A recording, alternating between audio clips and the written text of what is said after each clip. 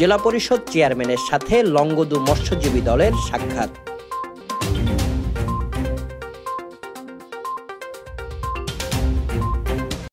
রাঙামাটি পার্বত্য জেলা পরিষদ চেয়ারম্যান কৃষিবিদ কাজল তালুকদারের সাথে সৌজন্য সাক্ষাৎ করেছে লংগদু উপজেলা মৎস্যজীবী দলের নবনির্বাচিত কমিটি।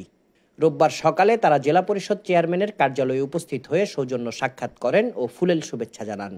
এ সময় জেলা মৎস্যজীবী দলের আহ্বায়ক নুরুল কবির বাচা, সদস্য সচিব ফণীন্দ্র চাকমা, যুগ্ম আহ্বায়ক আদিত্য চাকমা পাবলু, পৌর শাখার সভাপতি দীপক চাকমা, লংগদু উপজেলা মৎস্যজীবী দলের সভাপতি জহিরুদ্দিন, সাধারণ সম্পাদক জাহাঙ্গীর আলম, সাংগঠনিক সম্পাদক নূর মোহাম্মদ, আটারকছড়া ইউনিয়নের সভাপতি আব্দুর রহিম, মাইনিমুখ ইউনিয়নের সভাপতি আবুল কালাম, সাংগঠনিক সম্পাদক মোহাম্মদ রহমত, ভাসাইনাদাম ইউনিয়নের সভাপতি মোহাম্মদ ওয়াদুদ, সাধারণ সম্পাদক মোহাম্মদ ইব্রাহিম, সাংগঠনিক সম্পাদক আবুল বাসার, লংগদু ইউনিয়নের সভাপতি মোহাম্মদ জসিমউদ্দিন, সাধারণ সম্পাদক আবুল হোসেন সহ অন্যান্যরা উপস্থিত ছিলেন।